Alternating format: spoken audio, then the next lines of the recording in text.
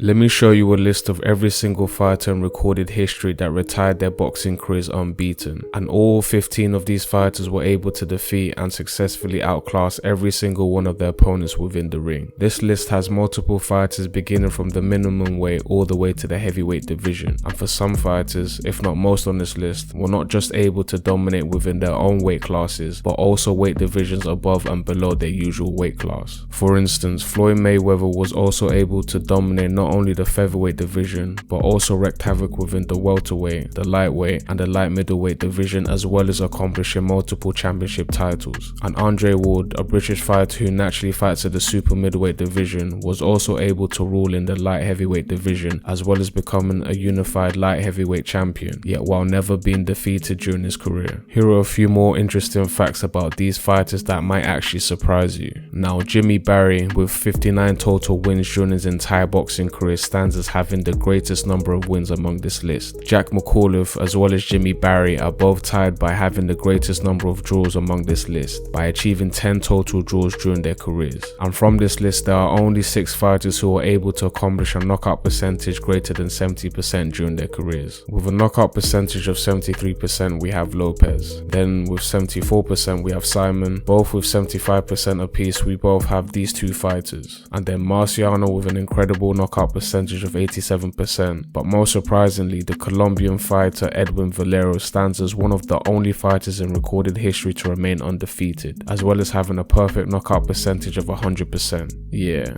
you heard me correctly. My man's knocked out every single opponent he ever faced. Kim Ji-won at the age of 27 stands as the youngest fighter. Meanwhile, at just the age of 40, Mayweather Jr. stands as the oldest. There's no doubt that these 15 fighters accomplished such a feat that most other fighters could only dream of reaching, but there is just one spot left available for this one fighter. This fighter who's unquestionably demonstrated to the entire world that he's a force to be reckoned with, by showing a never-ending masterclass by schooling every single one of his opponents along the way, and this spot is reserved for no other than the Gypsy King. If and only when Tyson officially retires, he will become the 16th fighter to crack this list, as well as becoming the second heavyweight champion to retire his boxing career undefeated.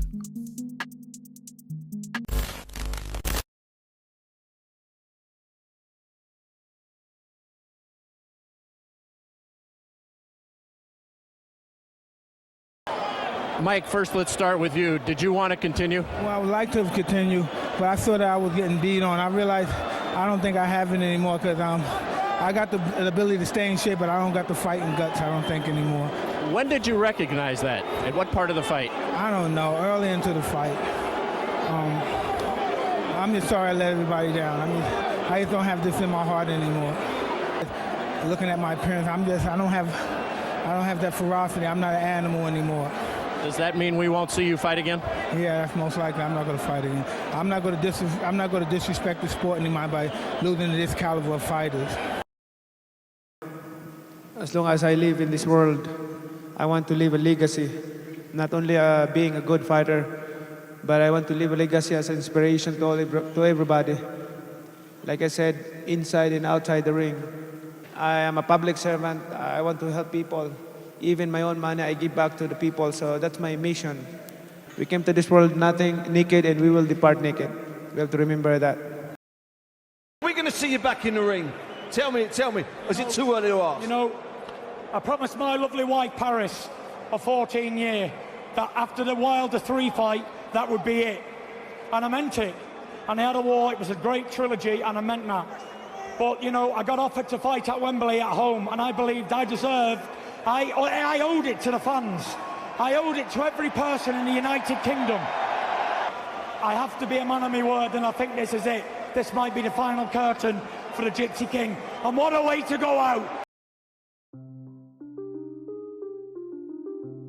With the fight nearly 2 weeks ago on Saturday that was broadcasted on BT Sport in the UK and broadcasted on ESPN pay-per-view in the US, we saw 2 British fighters contend for the WBC Heavyweight Championship title at Wembley Stadium with a record-breaking attendance of 90,000 fans, which would also make this fight the largest post-war boxing attendance in UK history. We all saw Tyson Fury successfully defend the WBC and the lineal heavyweight title against the contender, aka the body snatcher Dillian Whyte, and ironically ironically had his own body snatched with a sneaky uppercut by Fury in the 6th round to officially end the fighting bout in way of a technical knockout in favor of the Gypsy King. And in my previous video I posted up on the channel about a month ago, I also predicted how the fight might end and mentioned the fact that Fury could easily capitalize by delivering a crushing uppercut, which has very well been proven to be White's greatest weakness. Nah, but seriously, this is the 3rd time that White has been floored down to the canvas by an uppercut, and these uppercuts all resulted in 3 separate losses by TKO, with the first one he lost in the 7th round against Anthony Joshua in 2015, and the second where he lost in the 5th round against Alexander Povetkin in 2020, and just recently his 3rd loss against Tyson Fury. And I believe it's finally time to change his nickname, because if you ask me, it doesn't look like Dylan's doing any body snatching at all. As great as this victory was, I believe this was more of an icing on the cake for Fury. That is to say that this might be a sweet ending to his established boxing career. I believe there are 2 notable career defining moments that played a pivotal role in Fury's rise to greatness. The first was when Fury defeated and emphatically ended the near 10-year reign of Vladimir Klitschko in 2015. And during that time, Klitschko went unbeaten and successfully defended his championship titles 18 times during that period. And there were only 2 other fighters in the modern history of the sport that achieved more individual title defenses, with the likes of Joe Louis in the mid-50s and Larry Holmes in the late 80s. Now, the second defining moment was when Fury fought Wilder in arguably the best boxing trilogy within the last decade, whereby Fury in total domination put an end to Deontay Wilder's 5-year reign. And before all of you now begin to jump on my throat, yes, I agree. It's certainly true that Wilder fought against part-time school teachers and part-time bus drivers. Even despite this, the Bronze Bomber was still able to give Fury some trouble.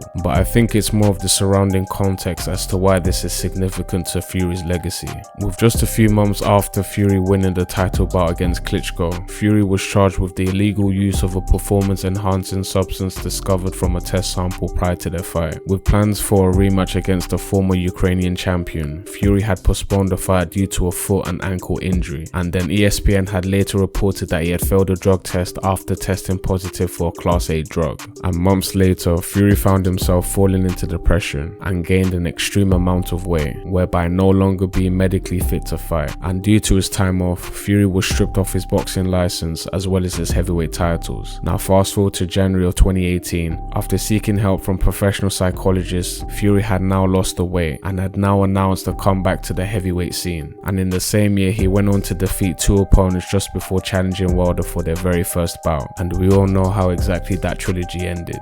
Fury's career certainly doesn't demonstrate the quantity and depth as some other fighters in the past, but he has definitely shown undoubtable excellence during his career compared to others within his era. And I believe the Gypsy King holds claim to at least 3 of the 4 top heavyweight victories in the last 7 to 10 years. And a lot of haters will detract by discounting his victories by downplaying the significance of those victories, saying that Vladimir was coming to the end of his career as well as being too old, and that Deontay was stupendously overrated with his lackluster and at most times displaying below average technical abilities. And ironically, there are certainly elements of truth behind those claims. Nonetheless, on paper, it doesn't change the historical fact that Tyson Fury was indeed the one and only fighter to dethrone the longest combined heavyweight reigning champion of the world, that is Vladimir Klitschko. Nor does it change the historical fact that Fury also put a stop to the former WBC champion Deontay Wilder, who had prior to their matchup held a near 100% perfect knockout percentage across 40 career fighting bouts, and emphatically put an end to his championship reign. I strongly believe that Fury thus far has proven to be the finest heavyweight within his current generation. And now the question on everyone's mind might be, how exactly does Tyson Fury compare against well-accomplished boxers of old? Now, here is a graph detailing Fury's productivity over the final 10 years of his boxing career. This statistic factors in a performance scoring system on a year-to-year basis by considering wins, losses, draws, victories by KO, and losses by KO. And each point on the graph represents the total points determined by performance indicators to give a final score in the remaining years of their boxing career.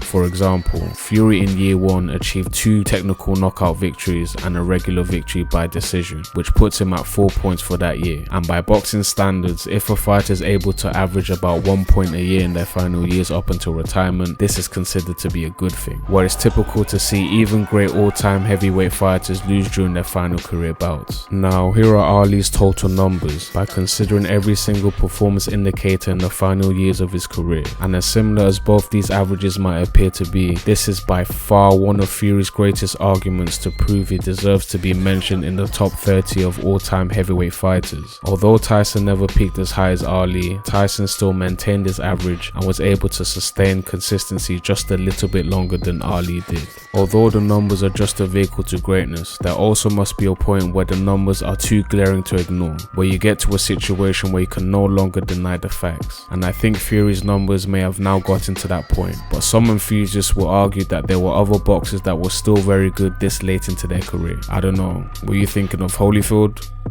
Or maybe even Frazier? Okay, how about Mike Tyson? Not even close. And although they're not far off, the Gypsy King still takes the cake. Like with every other career and profession in society, there are a multiplicity of reasons as to why certain fighters decide to retire. And of course, the easiest answer is age, because similarly to us, professional boxers also experience the phenomenon of aging. While in other cases, you have fighters that were able to finally accomplish everything they wanted to achieve, while there are other fighters that were able to secure the bag by accumulating as many paychecks and as many sponsorships as possible. While commonly for some boxers, they just simply lose the passion to continue fighting. And if you saw my recent video I released just over a week ago, fighters like Michael Watson had no other option than to retire from the sport due to life-threatening injuries. And here are some of the reasons as to why these unbeaten fighters decided to retire. Now, beginning with Ricardo Lopez, who achieved a 73% knockout percentage, pretty much retired for no specific reason, and had mentioned that he dedicated the WBO title to his father just shortly after achieving it. And then we have Rocky Marciano with the highest knockout percentage of 87% in heavyweight history, and said he wanted to spend more time with his family and children.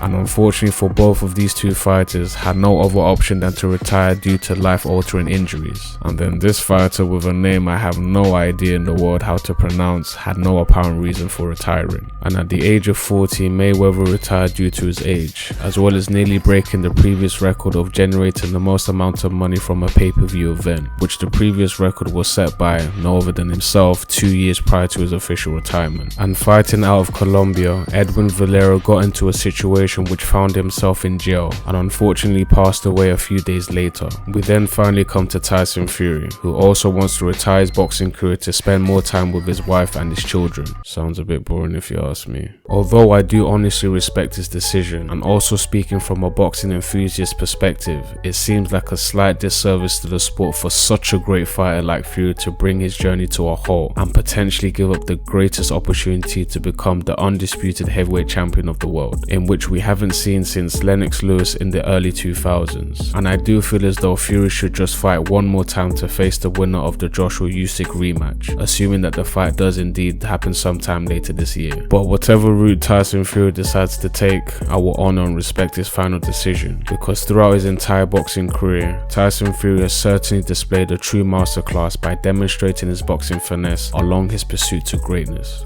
Thank you all for tuning into this video. Don't forget to subscribe, and as always, I'll see you in the next one.